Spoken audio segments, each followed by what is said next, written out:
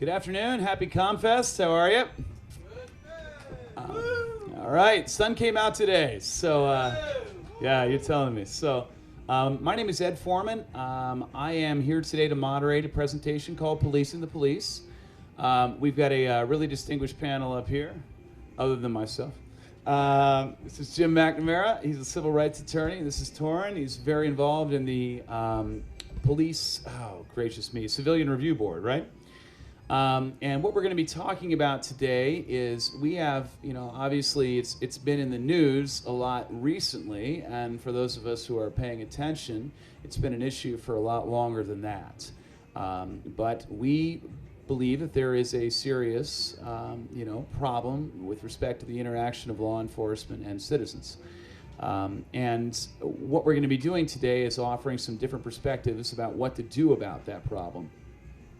However, one thing that I certainly also want to do a little bit of focus on is what we have been doing previously and whether or not that has been effective.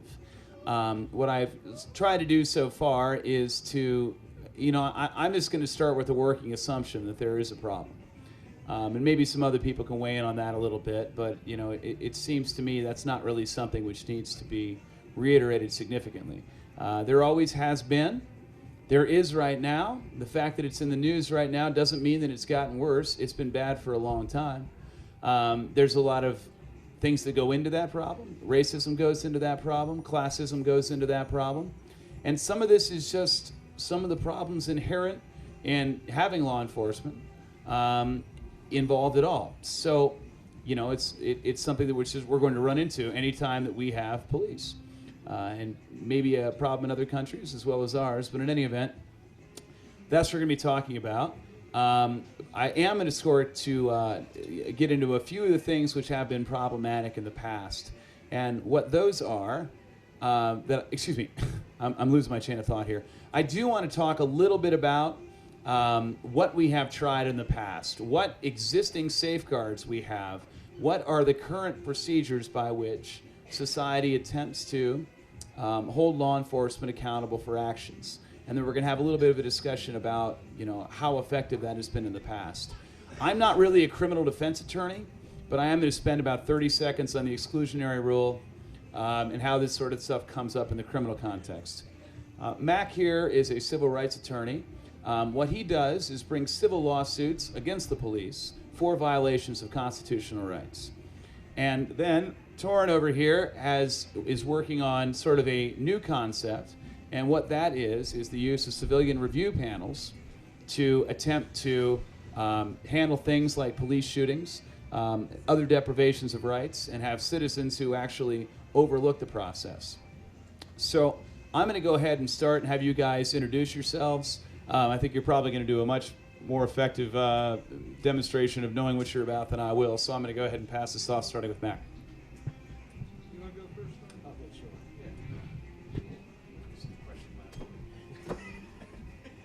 Yeah, hello everybody. My name is Torrin Jacobs, and a few months ago, I'm not a historic organizer, but always been an activist or been active in my community. But I went to the protests and the marches that happened in November, December last year, and there was a list of demands that was put out that said, we want a civilian review board. Now, even before all this stuff happened with the police shootings, I've been following police murders and police brutality for a long time. And I heard about civilian oversight. I didn't really know what it meant, didn't really look into it that much. But then I looked at the list of demands and I said civilian oversight. So I took that home with me and I looked up civilian oversight. And I realized that this could be an opportunity to actually change things. But it has to be done right. You can't just tell your local politicians and your government that you want civilian oversight, because they'll create an ineffective mess that won't do anything, which is what's happening in Cleveland right now. So Cleveland has civilian oversight, but it's completely in shambles. And the Department of Justice came in with a report that said you need to establish a brand new version of civilian oversight to watch the other versions of civilian oversight and the police. So it's good and bad in that the feds recognize that civilian oversight is a ticket to getting police to respect civil rights. On the other hand, civilian oversight, it brings a lot of skepticism. Because people think, okay, it's not working here, it's not working in this city. But it has to be done right. The formula has to be correct, or it's going to be a disaster. It's kind of like baking a cake. If you put too much of this or less of that, you're going to have a terrible tasting cake. So civilian oversight is a very delicate dessert that we're trying to craft here. And so I did my research, and I said, I got to get on this, I got to do this. And so I spent a lot of time looking at different cities, different models, got a hold of the documents that the NAACP had with negotiations that happened about 5 years ago with the city to establish civilian oversight again. And I went over all these documents, and I came up with, an 8-page bulleted list of all the things that should be in our model. So I tried to create the strongest possible model of civilian oversight that we could implement. And so 4 months later, and a lot of work with a lot of attorneys and different people who really wanted to see this passed. We've been working on this for decades too. They lended a hand, and we were able to crank out a model. And I said, now we got to take it to the ballot. People have been in negotiations with the city for decades trying to get a civilian oversight system established, and it's always fallen apart. So I said, let's change it up this time and actually take it to the people. It's a hell of a lot more work, but at least I think it's the best option we have than rather begging and asking for them to put it in place. And so that's where we stand right now. We're collecting signatures to get it on the ballot for November of 2016. And so yeah, and I hope we're successful, but I have faith that we will be, because people want this passed, and it's been too long, and things are changing in this country for the better. I think, not just I hope, but I think they are. It's really nice to meet people younger than me like this, who are coming along, taking this issue seriously. In the last, whatever it's been, year or 16 months, that police misconduct and the pain and damage and hurt that it causes to family after family, citizen after citizen. It's not been a big popular issue, but suddenly it has swelled to the forefront, and everybody knows where a little place called Ferguson, Missouri is. And in the intervening time, those of us who've worked on this for 30, 40 years have suddenly become interesting when we were not thought to be so before. And the issue is all in the news, and it has nothing to do.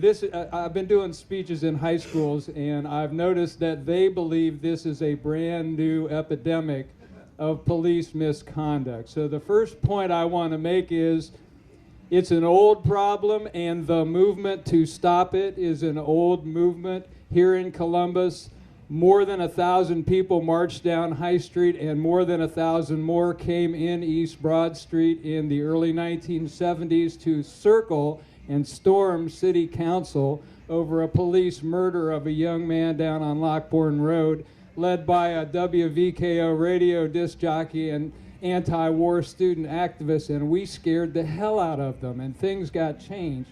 And just a little tilt of the hat to James Beati, who's featured in your program. This is a little button that the great artist Jim Beati, who just died last month, made in 1980 for a young man, Keith Andre Burke, born 1963, murdered by Columbus police 1979, and a picture of Keith Burke. We've been doing this here a long time. I want to skip ahead to the conclusion. I wouldn't have done this if I had spoken yesterday, but since the Columbus Dispatch and the New York Times gave me such a push in this direction, I had to accept it. In today's Sunday New York Times, and it's reprinted in major corporate newspapers all across America, it's in this morning's Dispatch. The headline of the article says, "Police face hurdles in changing training." Let us think about this. The assumption is that there is a need to change the training and that it is going to be done. And it has pictures of de-escalation training and police officers, like it or not, being taught this is how we handle these things. You don't shoot first and ask questions later. You don't jump out of a car in Cleveland and gun down a 12-year-old boy with a toy gun. In the newspapers the same week, a story of you walking up calmly to a white man in Texas with a loaded AK-47, a Second Amendment fan, and asking him what he's doing. You didn't shoot that guy.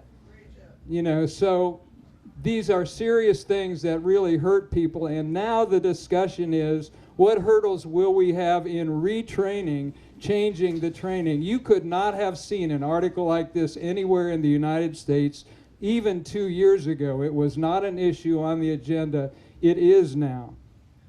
Before the movement, not just the killing in Ferguson or the killing in anywhere else, before the movement in response to these murders, which have been going on for more than 100 years and are not new. What is new is the proliferation of pocket video cameras.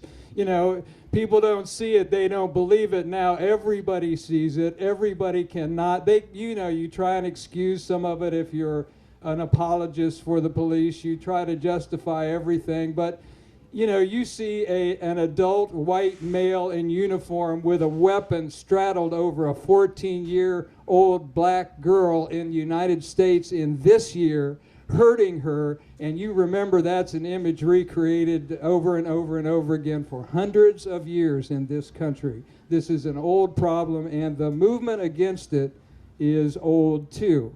We have been sleeping. I've been doing lawsuits for, since 1972 when I was a law student, and they have been very successful. And nobody knows about them, and there's a group called the National Police Accountability Project with 650 great police misconduct lawyers growing every week, and we have been doing these cases.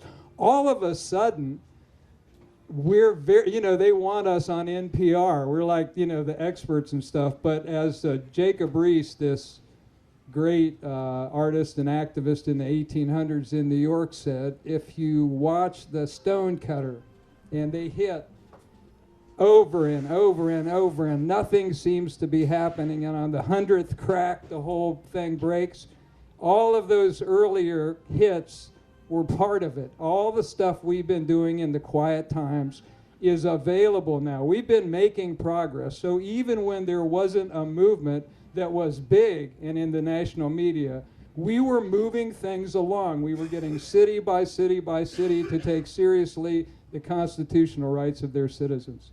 Now we got a chance for a big sea change. The chief of police of the Seattle Police in this article said, I was trained to fight the war on crime, and we were measured by the number of arrests we made and our speed in answering 911 calls, said Kathleen O'Toole, Seattle Police Chief.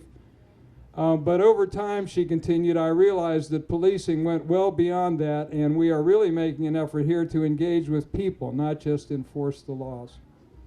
A couple other points I won't go into in detail because I want to let everybody talk.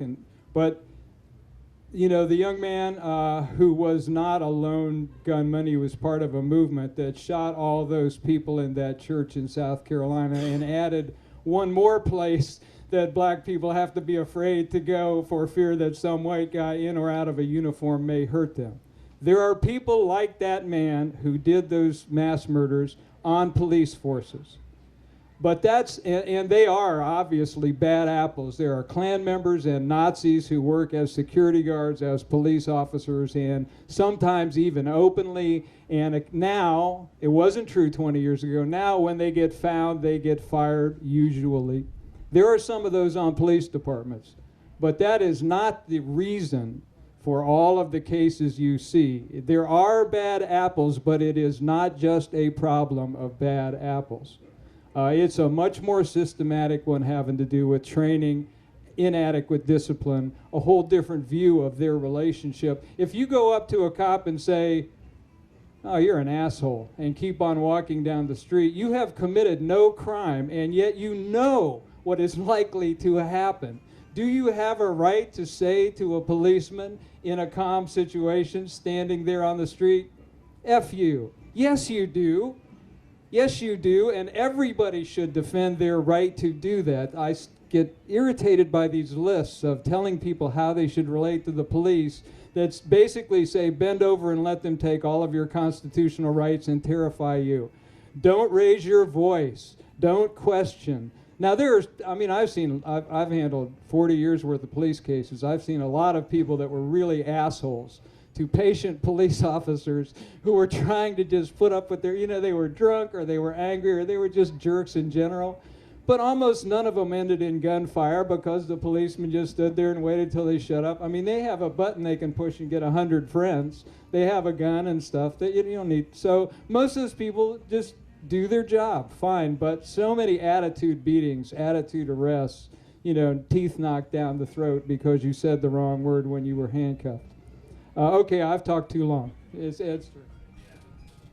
I'm not going to talk much. I'm just going to ask some questions of our panel here. So, as I'd mentioned, what I want to try to talk about today is what has been done in the past, what can be done in the future. And I think what our panelists got into a little bit here was the effect of media and the effect of cell phone videos and how much that is changing perspective. And that is, of course, huge. The fact that this stuff, there's suddenly protests, that this is in the media, that's suddenly a big deal. That has, I think, going to cause a significant amount of change. People are paying attention. I think that's probably more the cause of these recent trainings and things like that than anything else. Is the fact that suddenly this is a huge deal. I do, however, want to have a brief discussion about what has been done in the past, and I'm going to ask Mac to talk about what he has done as a civil rights attorney, what he does, how he does it, and then sort of the nastiest question on that is going to be how effective do you think it is? And I think that, maybe we are, finally cool. Is that the idea? But we have, and we're not voices crying in the wilderness or anything like that.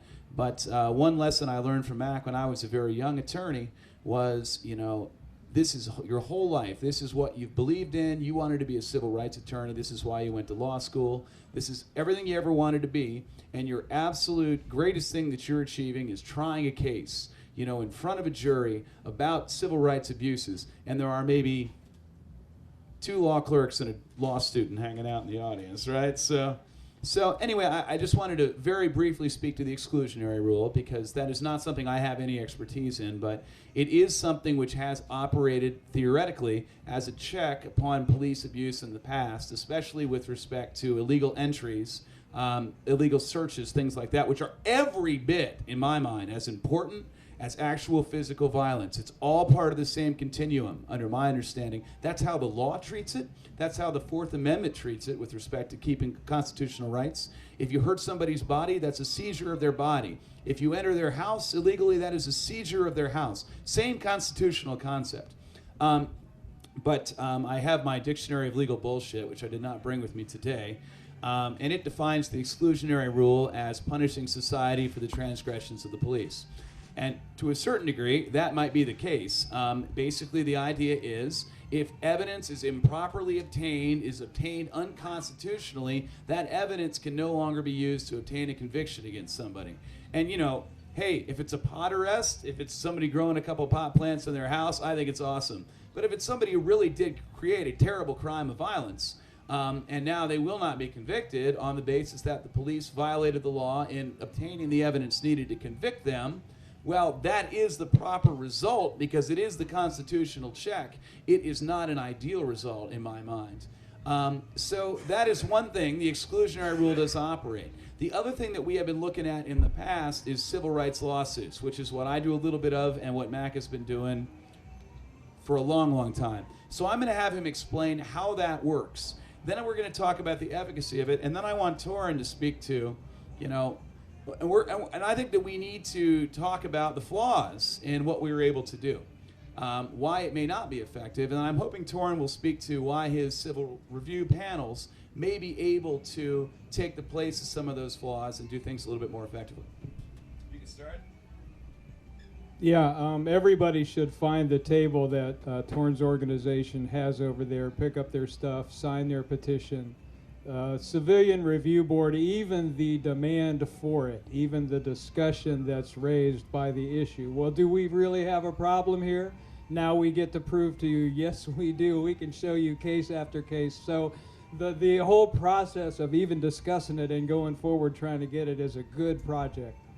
And also the specific, when we first were doing this work in the 70s, we looked into, civilian review boards, and of course it was a different time, and even though there were a lot of people on the streets, you weren't going to get one that really controlled the police. You just were not going to get that.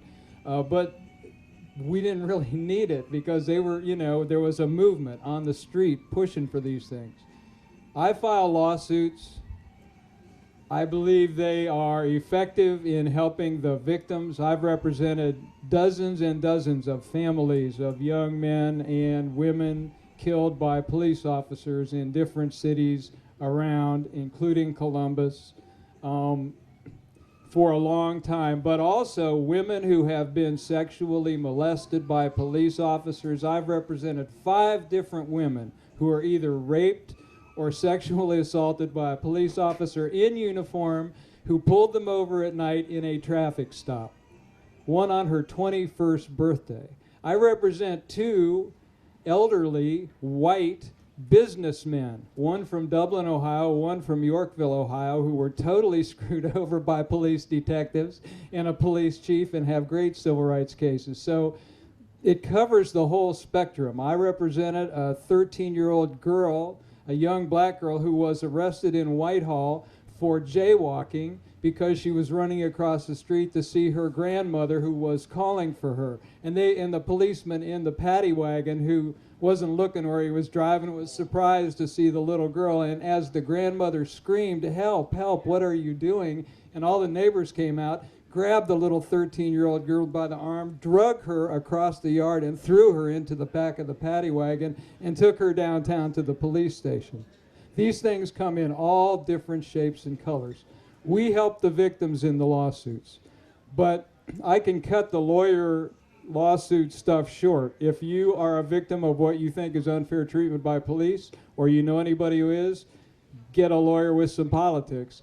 The movement stuff, the support, the tone of the community at the time we bring these lawsuits is more important than the lawsuits we bring, and clearly affects the way juries feel, the way young people coming up feel about what's the fair relationship between police and citizens. Why should I have to teach my child to be afraid of government officials in uniforms for their entire life? That's Nazi Germany crap. That's South Africa stuff.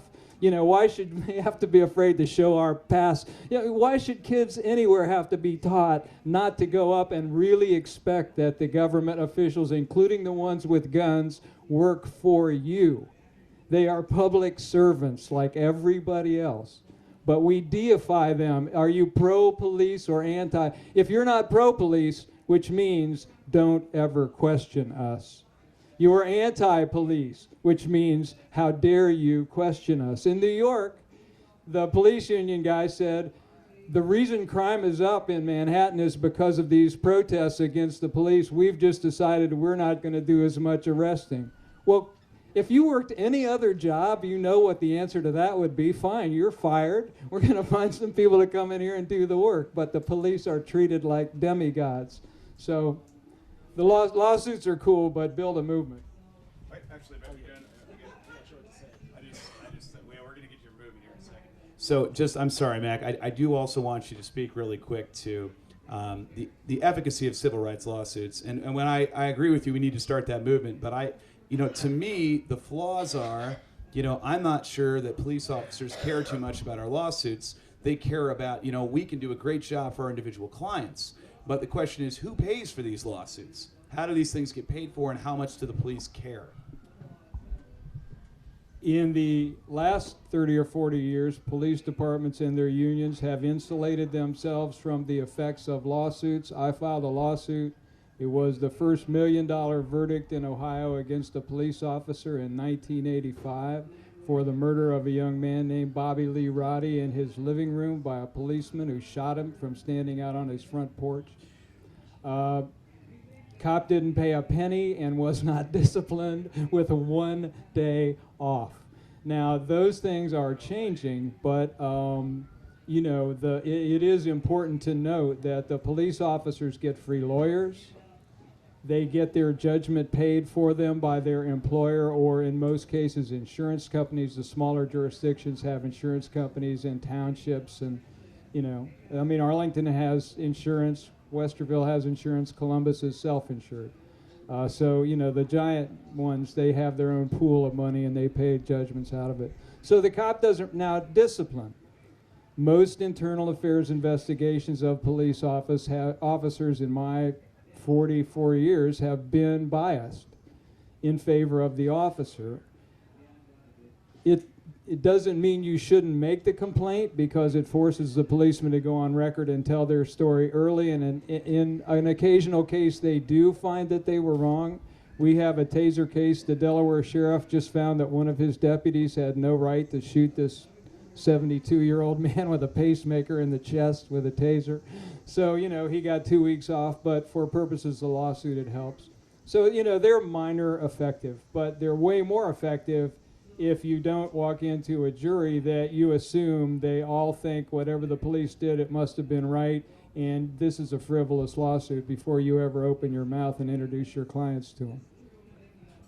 So, Torrin, can you speak to how your civilian review boards, how they are going to have an effect on individual officers? Because, my opinion, and, which is not always the right one, is that I'm not going to stop doing something until it affects me personally, until this is actually something which is going to be causing me heat, which is going to be causing me problems. If somebody else, like he's talking about, if I do something wrong and somebody else pays for the judgment, what the hell do I care, right? If I'm not getting disciplined, no big deal. So there's your civil rights issue. So can you talk to me about how your panels may be able to have some effect in that regard? Yeah, I'll say there are three things that we're going to focus on with our civilian review board, which is transparency, engagement, and accountability. And so with transparency, if you're making public records requests, when I went over the documents from the NAACP, they tried to request records about police complaints and misconduct and stuff like that. And a lot of these complaints were so redacted that you couldn't really pull anything from them, or they weren't what the NAACP asked for. And so trying to get records as far as what the police are doing is difficult. And so when I say being a transparent is making everything that we do publicly known, and not through a public records request. Make it even easier to access online. And so being transparent, then also holding these police officers personally accountable. And so if you have an officer who's been guilty of a complaint of misconduct, well then put his name out there. Let the public know that this officer did A, B, and C wrong. He needs to be on an early warning system. He needs to be on a watch list.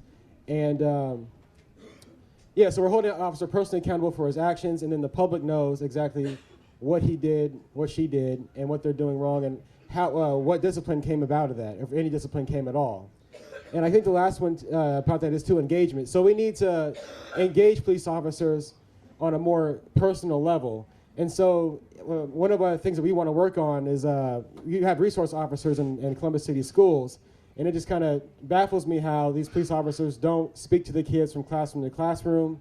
They don't do any unarmed self-defense training with the kids. Like these are, if officers are going to be in a school, it's a prime opportunity to be with black and brown kids and get to know them on a more personal level, so you'll be less scared of them, And so we want to have programs that directly engage police officers with the youth and passing some skills down, all that kind of stuff too.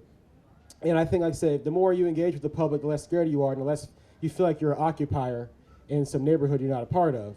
And so maybe if you don't live in a neighborhood, but maybe you police that neighborhood, if you work in that school, you'll feel more comfortable around these people. I know this kid, I know that kid. And, I'm not going to be as harsh as this person because I know him, I know his parents, I know this and that. And what was your question? Sorry, I know I answered your question. I'll take it back. Okay, yeah. So my question is this, Torrin, what I really want to know is what sort of consequences do you think that your review boards are going to be able to offer to police departments and individual officers, if any? I'm just sort of wondering, what's your philosophy on that? What things do you think that board ought to be able to do to cause actual concern when people say, uh-oh, I better not do this, or I'm actually in a little bit of trouble here? I think it all depends on public support. So in our model, it'd be legally difficult for us to actually discipline officers. It does happen in certain cities, but those under totally different circumstances. And for such our cities like ours, which is so against civilian oversight, we just couldn't do that with our model. So what we can do is recommend discipline, mediation between the officer and a complainant, more discipline or training. And so we have to, of course, being transparent, we're going to put all that information out there to the public, but then you guys have to make also have to hold these officers accountable. We'll hold them accountable with the review board, but unless there's pressure from the public, the chief or whoever's in charge won't follow through.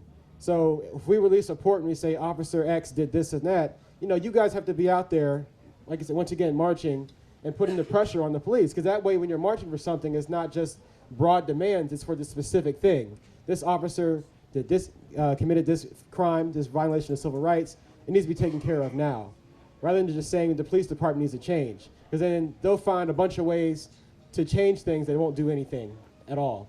But if we're more specific about what we want to change, then they have no choice but to change that one thing. So it all depends on you guys and keeping the intensity and the emotion up about wanting our police system to change. So you guys have to be in the streets. We have to keep raising our voices when we do release complaints, or when we do release these reports about misconduct. And so I think that's our main strategy, is pretty much having that. Oh, sorry, you want to do that? Yeah. Oh, sorry. So I'm going to ask just a couple more questions here, and then we're going to throw it out to questions from the audience, which are actually questions, not statements. The nice thing about being a moderator is I get to throw out my own opinion and then make people comment on it.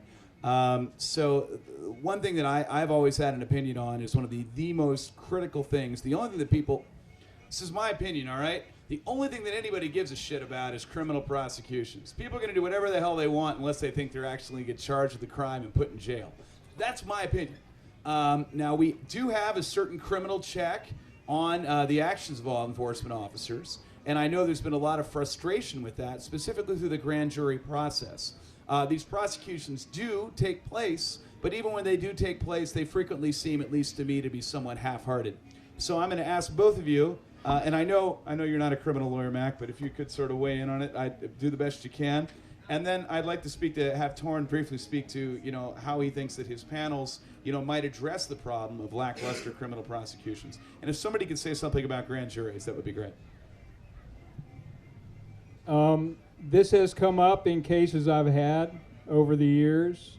Do we want to ask the local prosecutor to take the evidence we have and charge this person who did this thing while they were acting as a police officer on duty in uniform, to charge them with a crime, felonious assault, whatever it might be, and go after them and see if they can get them convicted of criminal charges. On the positive side, if you have a prosecutor who is gung-ho to do that, to prove how fair and impartial they are, and if you have a particularly egregious case, maybe on video would help to talk the prosecutor into it, then, it may be a good thing to do. It puts the officer in a position where their future in law enforcement is really limited. They better never, ever, ever, if they're going to be prosecuted and maybe even plead to some kind of charge. We've also tried it in situations where we found it to backfire completely. I'm thinking of a policeman we charged in a little town called Steubenville. We went down and were able to get a criminal charge filed by some neighbors that this guy came home from work. He was still in uniform, still on the clock. They parked in his street parking space. He got pissed and knocked around the teenager next door, and the mother came out. I mean, an obvious case.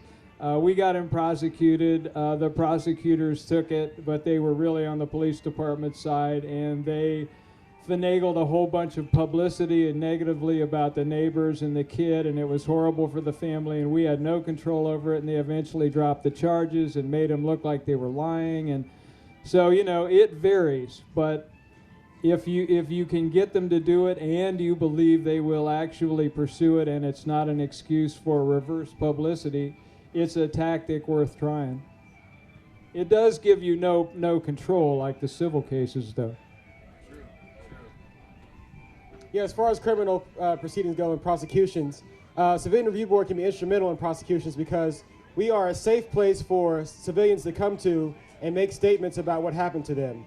So they don't feel intimidated going to a police officer and trying to make a statement. They feel more encouraged coming to an independent party who's going to take them seriously and and do a serious investigation that's not biased like the internal affairs. So if you're an attorney and you work with the Civilian Review Board, we're going to give it our all to get all the evidence and then give the evidence to the attorney to present during trial, which makes their case stronger and more winnable.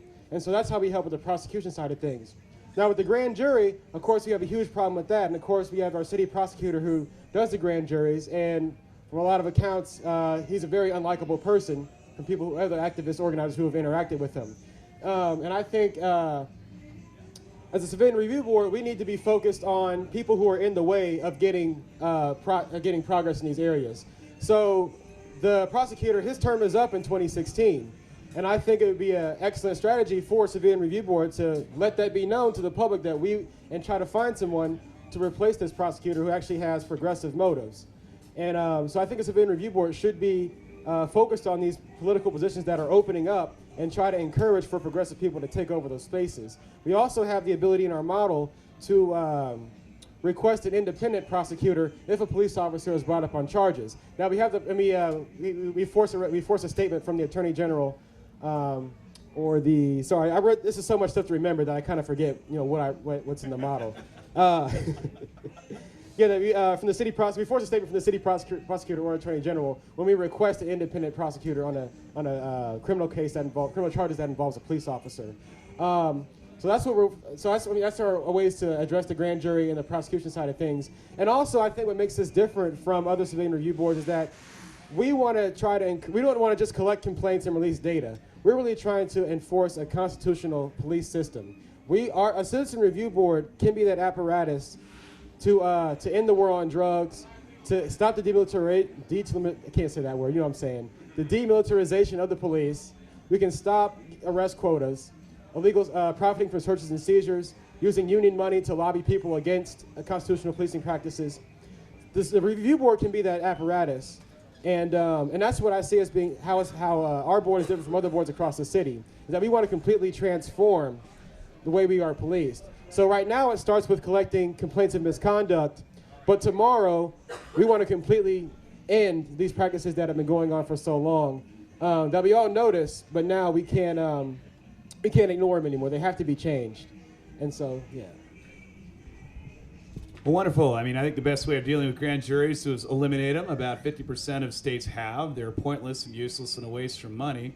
And all they really are is a method for a prosecutor. And this has been the case for centuries probably, but they are just a way for a prosecutor to sandbag a case. And, if they don't want to be the person making the decision saying, I don't want to prosecute, they can say, shit, man, I tried. I took it to the grand jury. I didn't feel it. So, we did the best we possibly could. We do have some time for questions. I'm just stealing the last word. Does anybody have a question which you'd like to ask our panelists?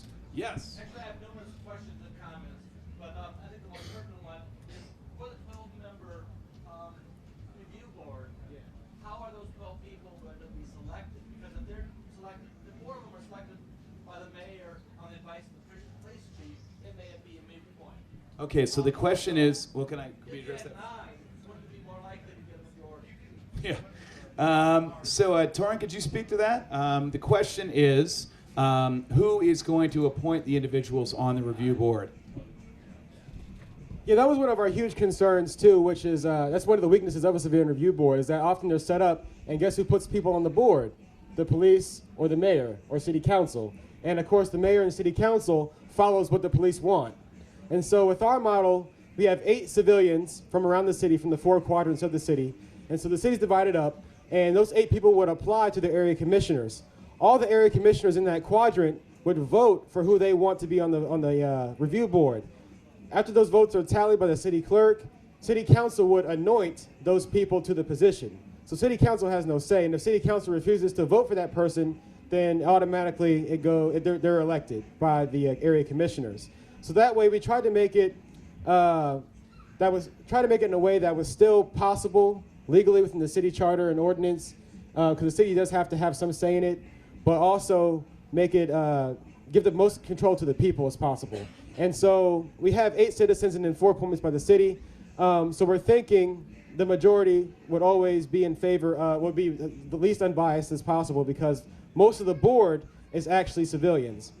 And then also, too, we need to, as a civilian review board, we need to encourage people to run for area commissioners. And if you are a person who wants to see society change, we would encourage you to be an area commissioner. You know, you are part of this process just as much as someone who wants to run for the board. And so that's how it works so far. And then if you have our information, our full model is on the internet, our full petition. So you can read about how it works and what we have in there at cbuscpr.org. But go to our booth, we'll tell you more about it, and all the information is there as well. We got time for maybe 1 or 2 more questions. Anybody else? Do we not have time? We have a question? Yeah, Columbus was one of the earlier cities to have another actor on this particular stage, which was the Department of Justice. How do you suppose that, how do you folks think that has affected policing in Columbus? And is intervention by the DOJ still mean the same thing today as it did then? Thank you. The question is whether or not Department of Justice involvement with local police officers has been effective and helpful in dealing with the problem. I'm going to give this one to Mac. To make a long story very short, when Clinton was president, they passed authorization by the federal government for the Justice Department to intervene in police departments where they saw a continuing pattern of problems that were serious. The first places they ever did in the United States were Pittsburgh and a little city called Steubenville, Ohio, and a few others early on. I was involved in the very first ones. They went to New Orleans, they went to different cities all around. They came to Columbus. They had a whole bunch of prior police misconduct cases that they were handed that had been successfully litigated, that there were, a big history to put together. They sued Columbus. Columbus took a different approach from every other city in America up to that time, and they said, we're not giving them the time of day. We're not negotiating with them. We're not cooperating with them. We're not talking to them. Every other city before that, and most of the cities since then, Cincinnati, it's happening everywhere, have said, let's sit down and work this out, and entered into a consent decree. Columbus said, the hell with you. And the union members of the Columbus Police Force agreed to a special increase in their dues of about $2 million that the actual officers all paid in over a several-year period. And the union fought the Justice Department on this and had their own lawyer. So Columbus's history is slightly different than most places, and it's far more contentious. And whether any ongoing help from the Justice Department here would be of value, I think it might be maybe better to come at them from a completely independent point of view. On the other hand, the people I work with at the Justice Department in each of those various efforts to clean up police departments seem to me to be very sincere and very, unafraid of harassment from the locals. They were an outside force coming in. They didn't accept the justifications for violence or for false arrests that the local police were accepting. So I found them to be real valuable at times. And then, of course, you got the police saying, if we just agree we have a problem and agree to make some changes, will you leave? And the Justice Department says, sure, as long as we get to monitor. So now you're under an administration that, at times has not been that good at monitoring them, and sometimes has been good. It's hit and miss depending on who's the next president. This whole program may die in the Justice Department, and they may not do this anymore. But nonetheless, it's been a mixed bag. In many places, it is a good idea to notify them about even cases, because they can prosecute police officers criminally for civil rights violations under federal law. And I've seen those go really well a few times. So it's a good tactic sometimes. Yes, real quick, Yeah, so we're also looking forward to trying to get the DOJ involved within our initiative as well, because we're going to get a lot of pushback from the Civilian Review Board. Even in the union contract, the police union contract right now, it states that all civilian oversight is forbid. So it's happened in, I think, Pittsburgh, where they started a Civilian Review Board. It passed by a ballot initiative, and the police department turned around and sued the city. And so that could be a situation for us in Columbus if we do get passed next year. And the Department of Justice needs to be as an advocate for civilian oversight, but it needs to do more of trying to establish more civilian oversight in places before a consent decree is actually taken a hold of. So we're trying to get the DOJ involved just with our movement right now early on. I'm looking at certain ways to do that, but I think the DOJ is definitely a benefit. Like I said, it's not the magic bullet, but it's definitely a benefit to what we're trying to do from what I see. So I hope. Let me agree with that last point. In the current climate, I mean, even if the police department is entirely resistant and says we're going to keep doing what we want to, this is now a lesson for the public.